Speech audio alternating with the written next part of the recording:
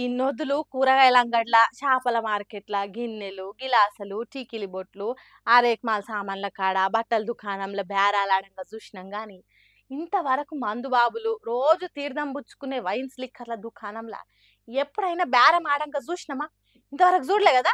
ఇగో ఇప్పుడు చూపిస్తున్నాను చూడండి. ఓ కౌంటర్ లో కూర్చున్న కద్దరంగా అన్న, మీరు ఎంచుకున్న రాగమేంది, పాడుతున్న పాట ఏదన్నా? ఈ బీర్ సీసా చూడు, దీని మీద ఎంఆర్పి ధర ఎంతుంది, నువ్వు అమ్ముతున్నది ఎంత అని ఇలా దియబోయంగా వైన్స్ దుకాణంలో కూర్చున్న అన్న ఏమంటుంటావు ఈయన ఎంఆర్పి ఎంత రాస్తుంది?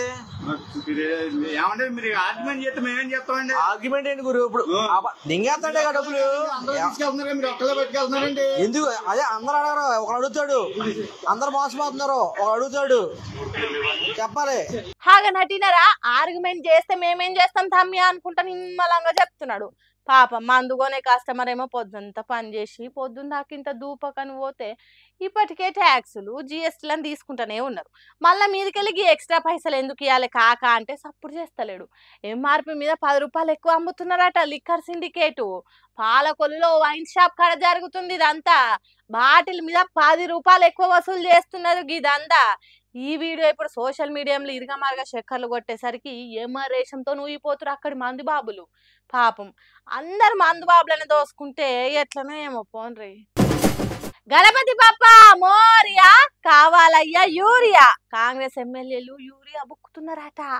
మిరియాల కూడా Congress MLA Battula Lakshmareddy gunmen lorry urea తీసుకుపోయి బ్లాక్ లో అమ్ముకుంటుండని మన కేటీ రామారావు అని అంటుండు. ఇందాం రాండ్రి. ఇప్పుడు పొద్దున వార్త చూస్తే ఇక వీళ్ళ మిరియాల కూడా ఎమ్మెల్యే కొత్తగా గెలిచిన కాంగ్రెస్ ఆయన ఉన్నాడు కదా, ఆయన గన్మ్యాన్ ఒక లారీ యూరియా తీసుకుపోయిండట. ఆయన గన్మెన్. మరి గన్మెనే లారీ యూరియా తీసుకపోతే ఎమ్మెల్యే ఎంత ఎత్తుకపోవాలి? ఇక మరి మీరు ఒక లారీ లోడ్ గన్మెన్ ఎత్తుకపోతే ఎమ్మెల్యే సాబ్ కనీసం ఒక గోదామని ఎత్తుకపోవన్నా వద్దా? ఇజ్జత్కా సవాల్. గట్లున్నది కాంగ్రెస్ వాళ్ళ కథ. ఆఖరికి యూరియా కూడా బుక్తారే, నాకు అర్థం కాదు.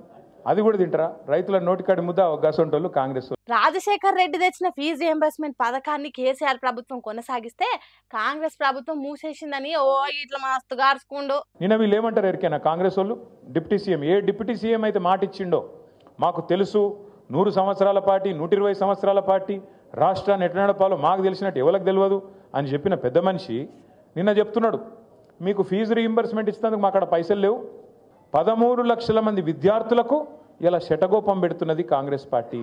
వాళ్ళు సర్టిఫికెట్లు తీసుకోలేకుండా కాలేజీలకి వెళ్ళి వాళ్ళని ఆగం చేస్తున్నది కాంగ్రెస్ పార్టీ. బాగుండాలే, చదువుకోవాలన్న ఉద్దేశంతో ఒక మంచి పథకం ఆనాడు రాజశేఖర రెడ్డి గారు పెడితే దాన్ని కొనసాగించింది కేసీఆర్ గారి ప్రభుత్వం. మనం ఎన్నడూ వివక్ష చూపెట్టలేదు. చంద్రబాబు నాయుడు గారు ఏమన్నా మంచి పథకం తెచ్చింటే దాన్ని కూడా కొనసాగించినాం. రాజశేఖర రెడ్డి గారు ఏమైనా తెచ్చింటే దాన్ని కొనసాగించినాం.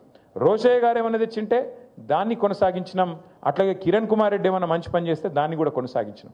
తర్వాత మన పథకాలు మనం తెచ్చి ఆ టైంకి ఇంకేమన్నాడంటే నిన్న హైదరాబాద్ లో జోరుగా వానలు పడే వరకు ఏమైందో గాముచ్చట కూడా ముంగటేసిండి నూనె. నిన్న మీరు వార్తలు చూడండి, ఇవాళ పేపర్లల్లో 3 కొట్టుకపోయిన వర్షాలలో, 3 కొట్టుకపోయిన వర్షంలో.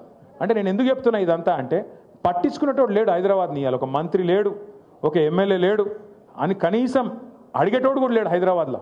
అటువంటి పరిస్థితి ఈ కాంగ్రెస్ ప్రభుత్వంలో ఉన్నది.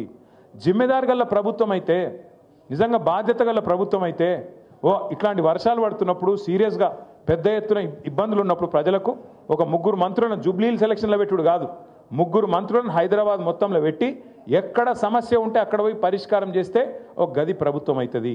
ఆ పని మనం చేసినాం 10 ఏళ్ళు. మేముండంగా హైదరాబాద్ ఎట్లుండే ఇప్పుడు ఎట్లయింది అని ఇలా తీస్తుండు. పట్టించుకునే నాదుడు లేడు, ఓ మంత్రి లేడు, ఓ ఎమ్మెల్యే లేడు. ఉప ఎన్నికల పదవుల కొరకేమో 3 మంత్రులను పెట్టే శాతం అయింది కానీ హైదరాబాద్ లో వర్షాలకు ఇబ్బందులు పడుతున్న ప్రజల కోసం 3 మంత్రులను పెట్టలేకపోయారు.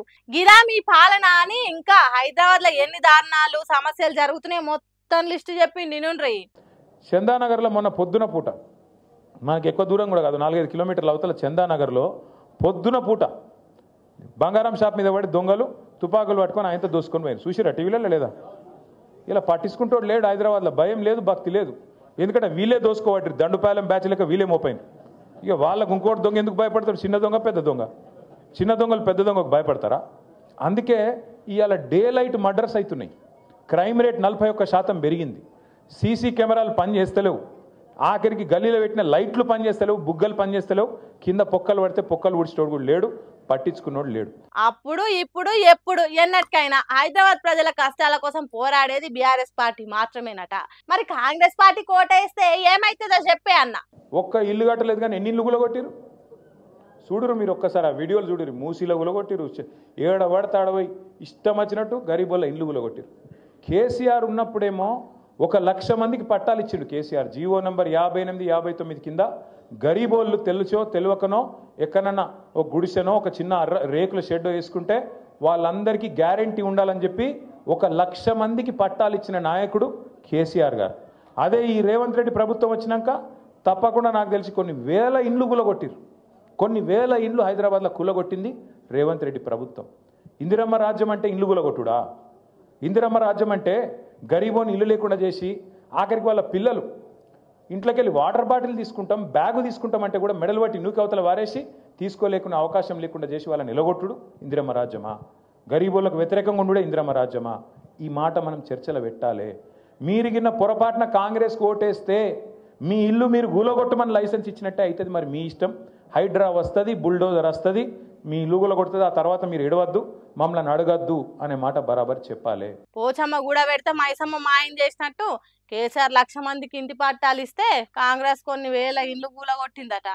ఆఖరికి ఒక ప్రశ్న వేసిండు, ఏమనంటే ఇందిరమ్మ రాజ్యం అంటే ఇండ్లు గూలగొట్టుడా అని గట్టిగానే అరుచుకుండు సర్కార్ను.